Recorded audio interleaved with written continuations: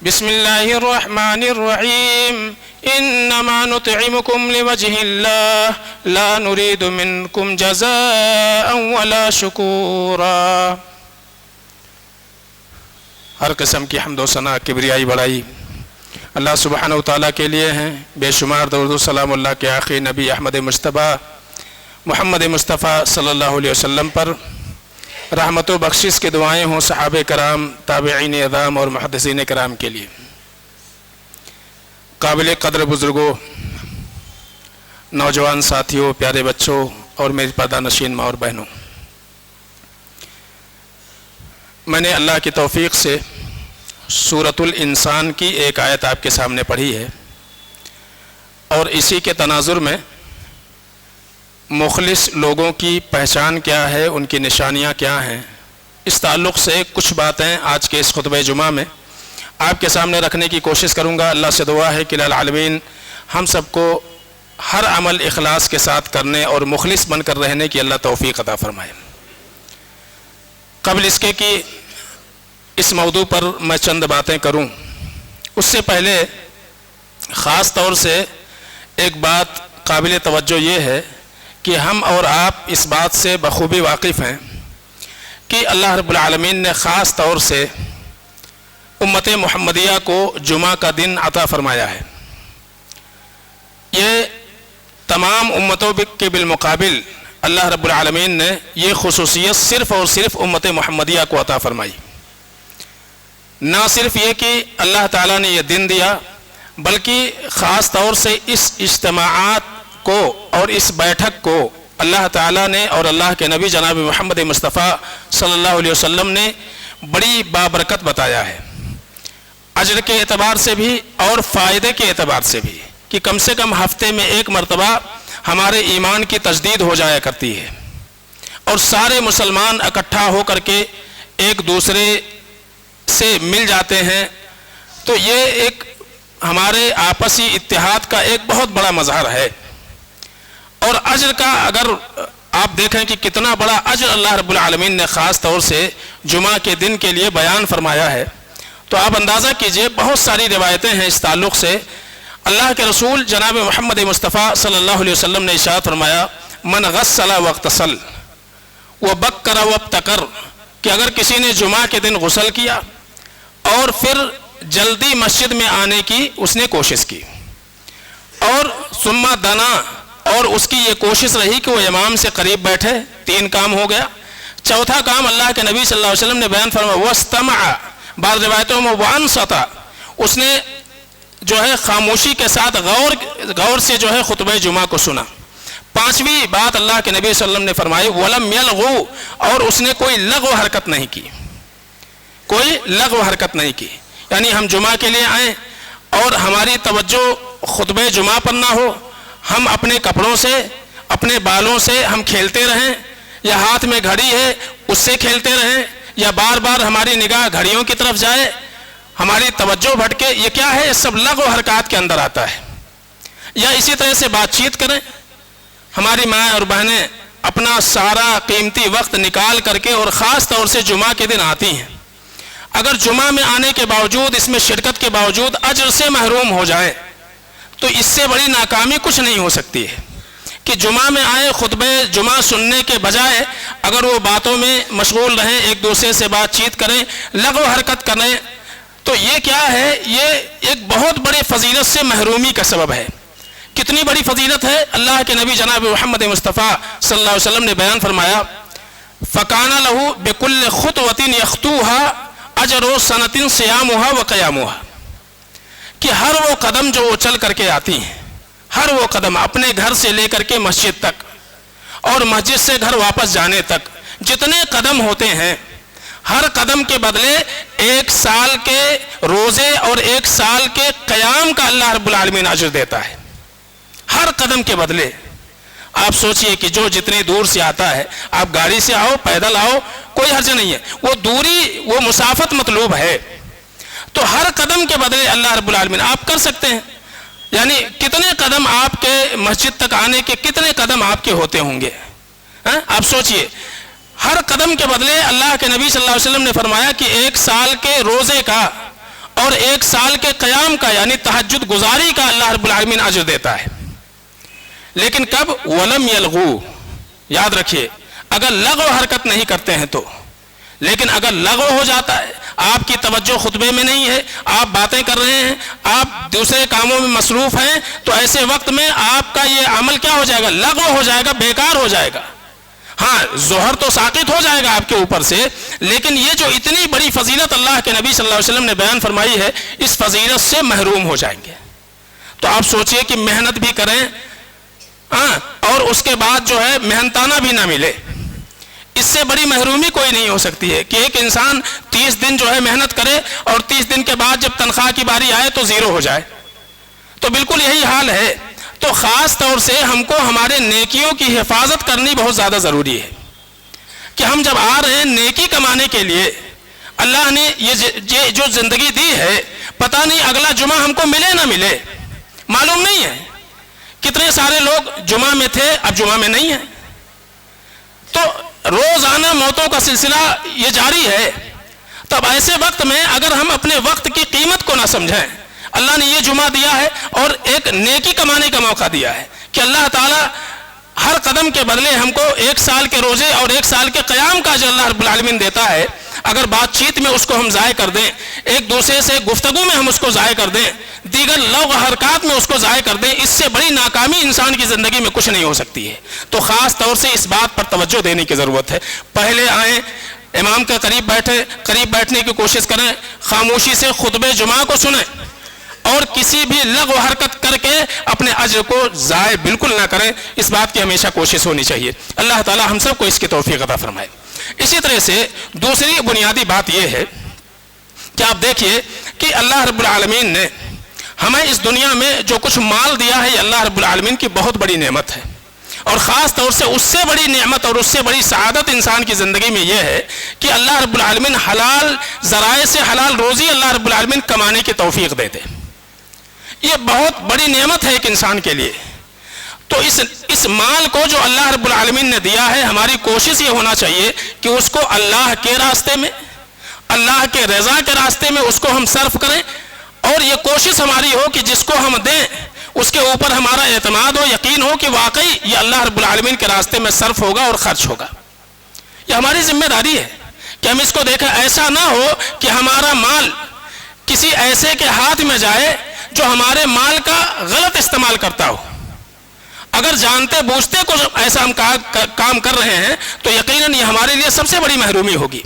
آپ دیکھیے کہ اسلام نے گداگری اور جو ہے بغیر کسی وجہ کے سوال کرنے کو اسلام نے کبھی بھی سراہا نہیں ہے, بلکہ اسلام تو یہ چاہتا ہے کہ زکوٰۃ کے نظام کو, صدقات کے نظام کو اسلام نے قائم کر کے امت مسلمہ کی عزت کی حفاظت کی ہے کہ ایک انسان جو ہے اس کے ذریعے سے کسی کے سامنے اس کی انا مجروح نہ ہو. لیکن آج ایک بہت بڑا مسئلہ ہے کہ آج امت مسلمہ میں یہ جو گداگری کا پیشہ ہے, مانگنے کا پیشہ ہے, بھیک مانگنے کا خاص طور سے, یہ بہت زیادہ عام ہو چکا ہے. اور اس کے کہیں نہ کہیں سبب ہم لوگ بھی ہیں. ہم سب اس کے جو ہے وجہ بنتے ہیں, اس لیے کہ ہم مسجد سے نکلتے ہیں یا کہیں راستے میں چلتے ہیں, 1 روپیہ 2 روپیہ دے دینا یہ ہم سمجھتے ہیں کہ ہمارے لیے بہت زیادہ ضروری ہے, اور دے کر کے ہم دن بھر خوش رہتے ہیں. اسلام یہ کہتا ہے تعاونوا علی البر والتقوی ولا تعاونوا علی الاثم والعدوان. آپ جس کو دے رہے ہیں, آپ دیکھیے کہ ہر دن وہ آپ کے گھر کے سامنے, راستوں میں, چوراہوں پر, مسجد کے سامنے جب آپ نماز کے لیے آتے ہو, کیا عورتوں کے اوپر نماز نہیں فرض ہے؟ کیا مردوں کے اوپر کیا کوئی ایسا ہے جس کے اوپر نماز فرض نہ ہو؟ سب کے اوپر فرض ہے. ایک بیمار انسان ہے, وہ بھی اپنی استطاعت کے مطابق نماز پڑھے, یہ اسلام نے ذمہ داری دی ہے. بسترے سے اٹھ نہیں سکتا ہے, اشارے کے ساتھ نماز پڑھے. آپ سوچئے کہ جو آ کر کے آپ کے مسجد کے دروازے کے اوپر بیٹھتا ہے, جو یہاں مانگتا ہے, وہ بولیے وہ تو نمازی بھی نہیں ہے. جب آپ فجر کی نماز کو آتے ہیں, اس کی فکر وہ مسجد سے, وہ گھر سے اس لیے نکلتا ہے کہ اس کو جو ہے 2-4 روپے مل جائے, اور اس کا روز کا یہ کام ہے.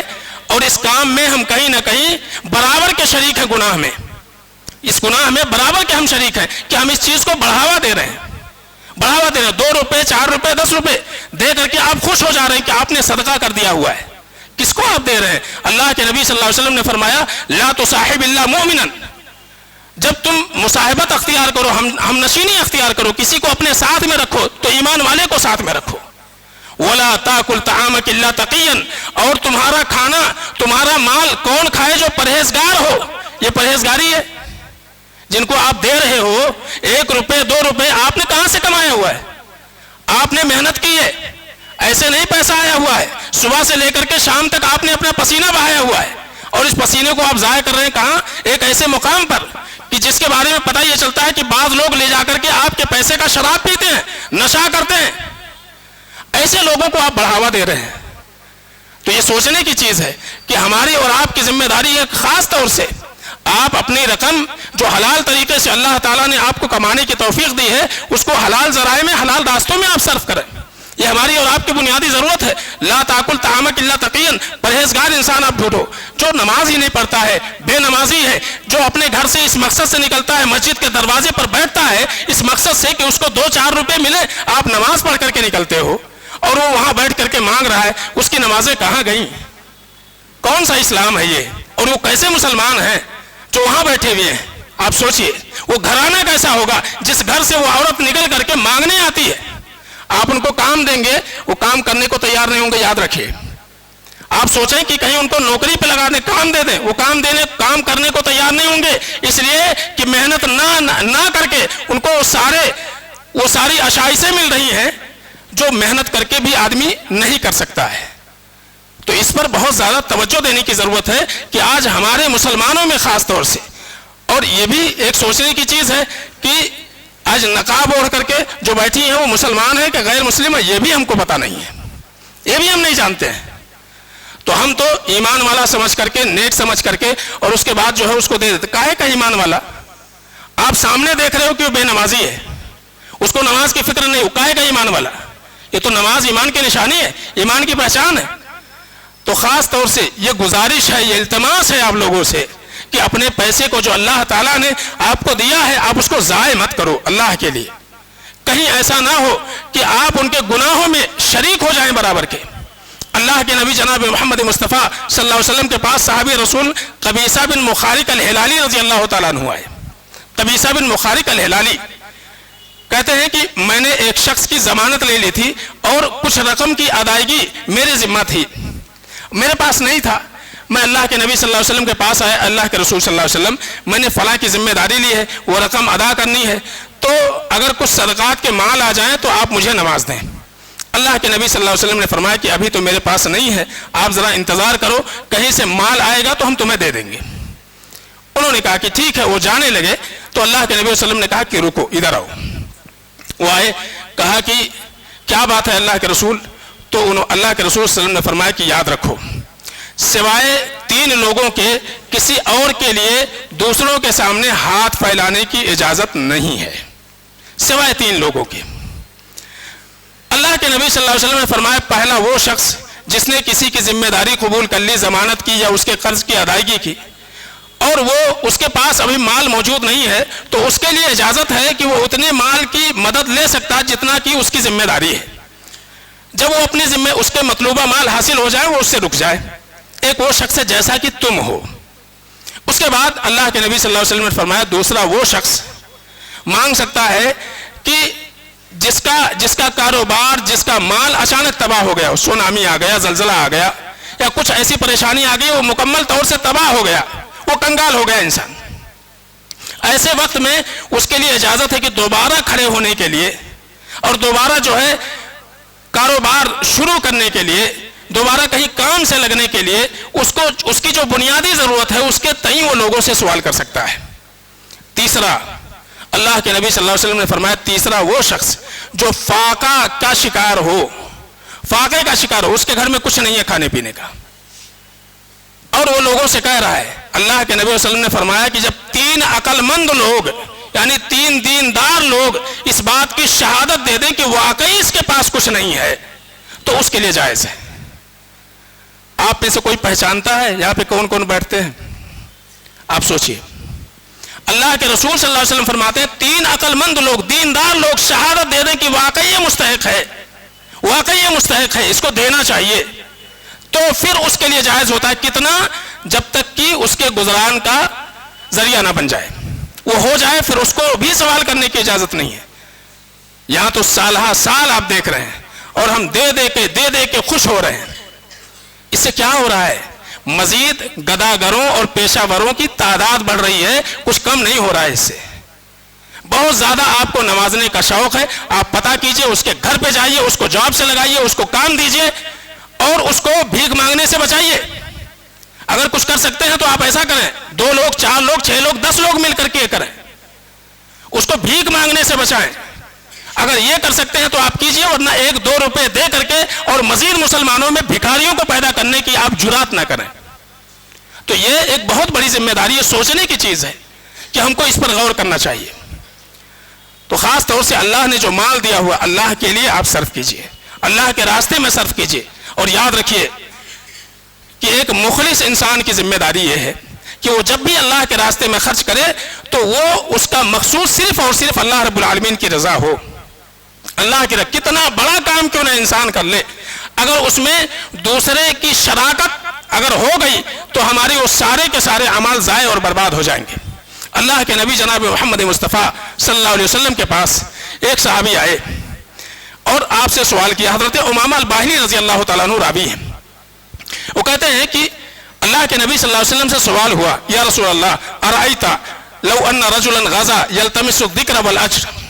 اے اللہ کے نبی صلی اللہ علیہ وسلم, ایک انسان غزوہ کر رہا ہے, اللہ کے راستے میں جہاد کرتا ہے, یلتمس الاجر والذکر, اس کا مقصود اللہ کی خوشنودی بھی ہے اور وہ یہ بھی چاہتا ہے کہ لوگوں میں اس کا نام بھی ہو. وہ بڑا مجاہد ہے, اس کا نام بھی ہو. مالہ, اے اللہ کے نبی صلی اللہ علیہ وسلم, اس کو ملے گا. وہ اللہ کے لیے جہاد کر رہا ہے, اللہ کے راستے میں جہاد کر رہا ہے, لیکن ساتھ ساتھ میں وہ اپنی تعریف بھی چاہتا ہے. مالہ, اس کو کیا ملے گا؟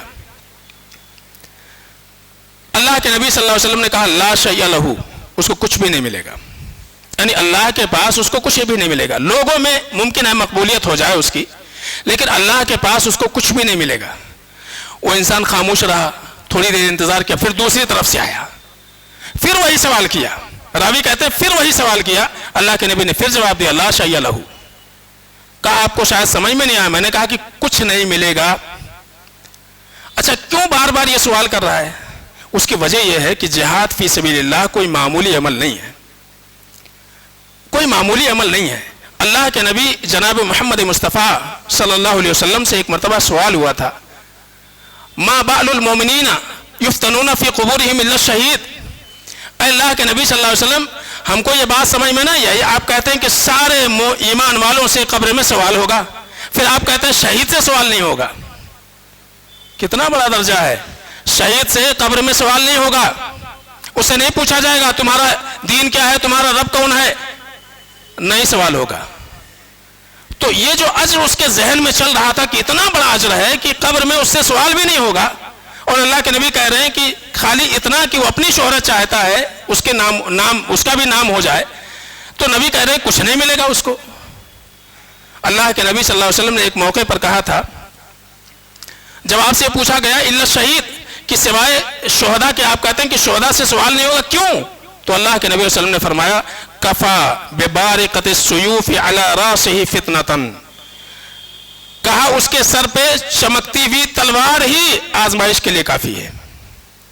وہ اللہ کے راستے میں گیا, تلوار کا سامنا کیا, اس کو معلوم ہے سامنے گئے تو سامنے والے کے ہاتھ میں تلوار ہے, اس سے خالی ہماری گردن کٹے گی. تو اللہ کے نبی صلی اللہ علیہ وسلم نے فرمایا کفا ببارقۃ السیوف علی راسہ فتنۃ, کہ جو شہید ہوتا ہے اس سے قبر میں سوال نہیں ہوگا, بس چمکتی ہوئی تلوار ہی جو اس کے سر کے اوپر پڑی ہے وہی اس کے آزمائش کے لیے کافی ہے. ایک موقع پر اللہ کے نبی صلی اللہ علیہ وسلم نے جب شہداء کے امتیازات بتائے تو اللہ کے نبی صلی اللہ علیہ وسلم نے فرمایا یغفر له فی اول دفعۃ من دمہ, کہ خون کا پہلا فوارہ جب اس کے بدن سے نکلتا ہے تو اس کی مغفرت ہو جاتی ہے. اتنا بڑا درجہ ہے. خون کا پہلا فوارہ, تیر کا ہو, تلوار کا ہو, نیزے کا ہو, پہلا فوارہ جب اس کے بدن سے نکلتا ہے اس کی مغفرت ہو جاتی ہے. وہ یجار من عذاب القبر, اللہ کے نبی صلی اللہ علیہ وسلم فرماتے ہیں کہ عذاب قبر سے اس کی حفاظت ہو جاتی ہے, محفوظ ہو جاتا ہے.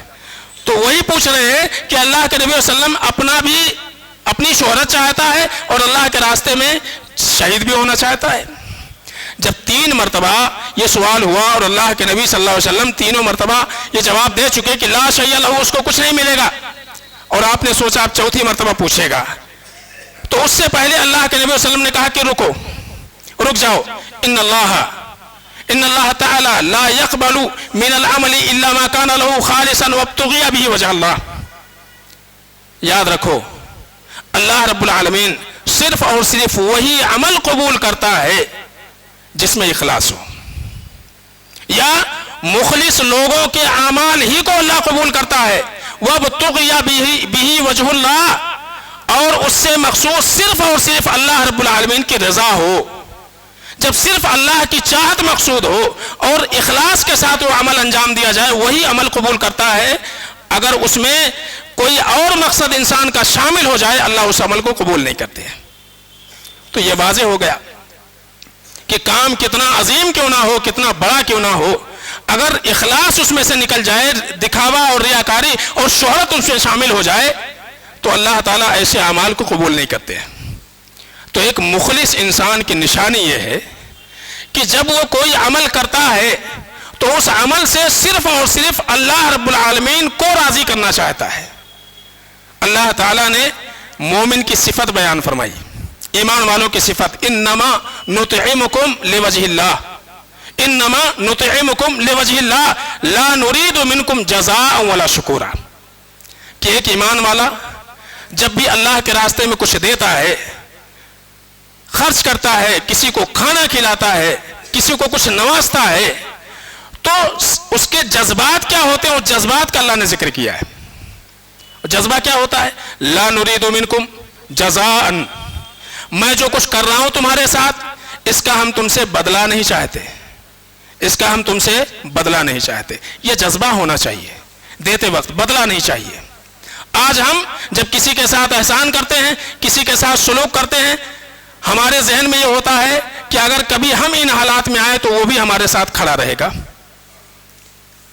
یہ کبھی کسی زمانے میں آپ نے اپنے کسی رشتہ دار کے حالات پر اس کی مدد کر دی, اور اللہ نہ کرے آپ کے ساتھ ویسے حالات پیدا ہو جائے, تو آپ سوچتے ہیں کہ دیکھو جب وہ پریشان تھا تو میں نے بہت کچھ کر دیا, آج ہم اس حالت میں ہم کو پوچھ بھی نہیں رہا ہے. کتنا بڑا احسان فراموش ہے. تو اس کا مطلب یہ ہے کہ اگر آپ کو آپ کے کیے گئے احسانات کا آپ کو بدلہ چاہیے تھا, تو پھر اسی سے لے لو, قیامت کے دن اللہ تعالیٰ کچھ نہیں دے گا. تو اہل ایمان کا جذبہ اللہ نے بیان فرمایا کہ لا نرید منکم جزاء, ہم دنیا میں تم سے اس کا بدلہ نہیں چاہتے. ایک تو یہ جذبہ ہونا چاہیے کہ بدلے کی امید ہی نہ لگائے انسان بندوں سے, ایک مخلص انسان کی نشانی. اور ولا شکورا, تمہارے تھینکس کے بھی ہم محتاج نہیں ہیں, تمہارے تھینکس کے بھی ہم محتاج نہیں ہیں. تم ہم کو شکرن جزاک اللہ بھی مت بولو. انسان جب کوئی عمل کر دیتا ہے اللہ کے لیے کرتا ہے, وہ انتظار نہیں کرتا کہ سامنے والے نے کیا بولا, سامنے والے نے کیا بولا اس کی امید بھی اس کو نہیں رہتی ہے. ایک مخلص انسان کی پہچان یہ ہے. اور جب ہم کسی کو دیتے ہیں, اگر اس کے زبان سے شکرن جزاک اللہ اور دعائیہ کلمات نہ نکلیں, دوسرے دن سے ہم کہتے ہیں بہت ہی احسان فراموش ہے, وہ جزاک اللہ بھی نہیں کہہ سکتا ہے. اس کے نگاہوں میں قدردانی کا ذرہ برابر بھی احساس نہیں ہے. تو گویا کہ ہم یہ چاہتے ہیں کہ سامنے والا ہماری تعریف کرے اور اسی طرح سے ہمارے اس اچھے اعمال کا ڈھڈورا پیٹے. تو ہمارے اندر اخلاص کہاں ہے, ہم مخلص کہاں ہیں؟ آج ہمارا معاملہ یہ ہے, پہلے کی سوچ کیا تھی, نیکی کر دریا میں ڈال, آج ہماری سوچ کیا بنی ہے کہ نیکی کر فیس بک پہ ڈال, واٹس ایپ کے اوپر ڈال. تو یہ حالات ہمارے ہیں. تو اللہ یہ فرماتے ہیں کہ لا نرید منکم جزاء ولا شکورا, نہ تو ہم بدلہ چاہتے ہیں اور نہ یہ چاہتے ہیں کہ بدلے میں تم ہماری شکر گزاری کرو. ایک ہو گیا, یہ کیا ہے, ایک محسن انسان کے لیے یہ تعلیم ہے اسلام میں. اور دوسرا ممنون انسان کے لیے الگ تعلیم ہے. ممنون کیا ہے؟ ممنون وہ انسان جس کے ساتھ آپ احسان کرتے ہو, اس کو کیا تعلیم ہے؟ اللہ کے نبی فرماتے ہیں من لا یشکر الناس لا یشکر اللہ, جو لوگوں کے احسانات کی قدردانی نہ کرے وہ اللہ کے احسانات کی قدردانی نہیں کر سکتا ہے. माना क्या है, जब आपके साथ कोई अच्छा सलूक करे तो आप बदले में उसके साथ अच्छा सलूक करने की कोशिश करो। अल्लाह के नबी सल्लल्लाहु अलैहि वसल्लम ने फरमाया कि मन सनअ इलैकुम मारूफन फकाफिऊहु फइन लम तजिदू फदउ लह अन कद मा काफातुमूहु। अल्लाह के नबी सल्लल्लाहु अलैहि वसल्लम ने फरमाया कि जब तुम्हारे साथ कोई एहसान करे, अच्छा सलूक करे, तो कोशिश ये करो कि उसको उसके एहसानात का बदला देने की कोशिश करो। अगर कुछ नहीं मिल रहा है तो कम से कम दिल से दुआ दे दो। कुछ नहीं मिल रहा है ना तो दिल से दुआ दे दो उसको, दिल से दुआ कर दो, और दुआ इतना करो कि तुम्हें लगे कि अब बदला पूरा हो गया होगा। तो एक तरफ एक मोहसिन को यह तालीम है कि वो बदले की उम्मीद ना रखे और दूसरों के शुक्रगुजारी की उम्मीद ना लगाए, और दूसरी बात ममनून के लिए यह है कि जब भी वो किसी के साथ, कोई भी उसके साथ उससे सलूक करे तो उसको कदरदानी की निगाह से देखे। यह तालीम है इस्लाम की। तो हम अगर ममनून हैं तो हमारी जिम्मेदारी यह है कि हम जरूर जज़ाकल्लाह कहें और शुक्र अदा करें, अल्लाह का भी, उस बंदे का भी, उसके लिए दुआ करें, दिल से दुआ करें। यह हमारी जिम्मेदारी है। और अगर हम मोहसिन हैं तो याद रखिए उम्मीद सिर्फ और सिर्फ अल्लाह रब्बुल आलमीन से लगाएं। नंबर 2, दूसरी पहचान और दूसरी निशानी यह है कि नेकियां करके वो अपने नेकियों पर गुरूर नहीं करते हैं, बल्कि नेकी कबूल होगी नहीं होगी इस बात में डरते रहते हैं।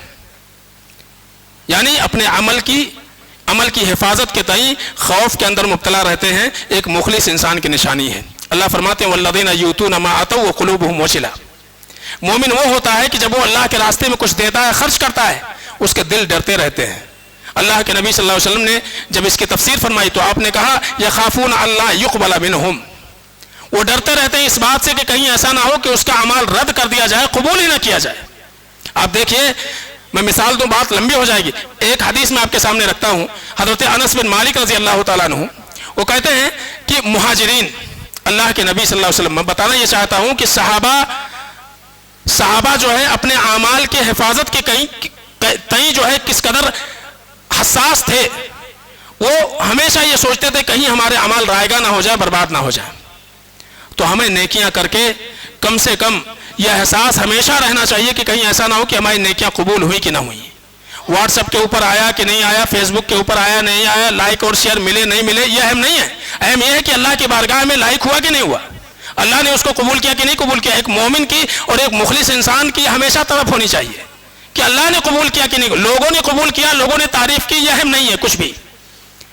तो यहाँ सहाबा जो है, सहाबा के ताल्लुक से, मुहाजिरीन के ताल्लुक से हजरत अनस बिन मालिक रज़ी अल्लाह तआला अन्हु कहते हैं कि मुहाजिरीन अल्लाह के नबी सल्लल्लाहु अलैहि वसल्लम के पास आए, ज़हबतिल अंसारु बिल अज्र कुल्ली, अल्लाह के नबी सल्लल्लाहु अलैहि वसल्लम, हमको ऐसा लग रहा है कि हमारी नेकियां सारी की सारी तो हमारे अंसारी भाई लेकर के चले जाएंगे, हमारी सारी नेकियां हमारे अंसारी भाई लेकर के चले जाएंगे।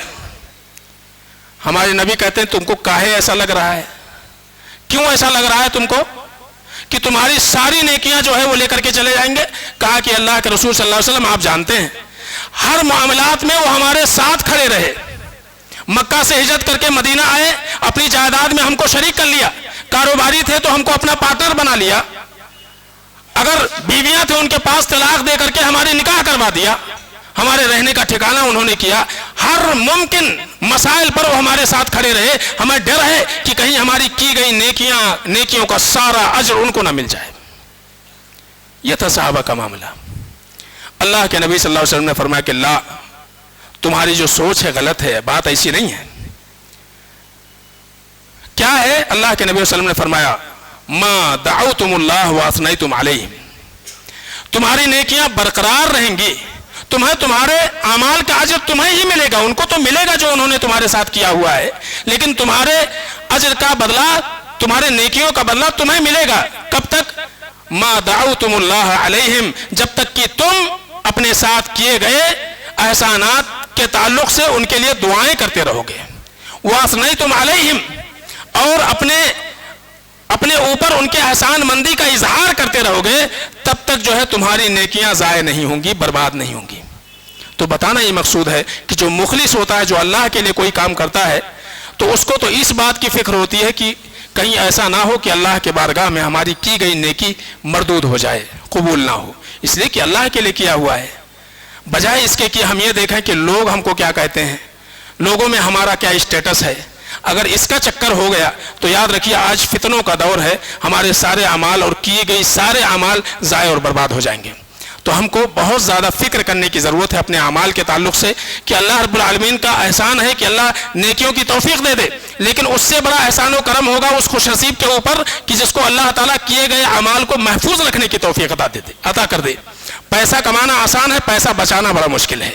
تو نیکیاں کبھی کبھی نیکیوں کے راستے تو بہت سارے ہیں, لیکن ان نیکیوں کو محفوظ رکھنا قیامت تک کے لیے یہ بڑا مشکل کام ہے. اور خاص طور سے آج کے فتنوں کے دور میں تو ہمیں خاص طور سے اپنے نیکیوں کے تئیں بہت زیادہ حساس رہنے کی ضرورت ہے کہ کہیں ایسا نہ ہو کہ ہم نیکیاں تو کریں لیکن ہماری حالت ویسے ہو کہ جیسے کہ چھنی میں پانی بھر رہے ہیں.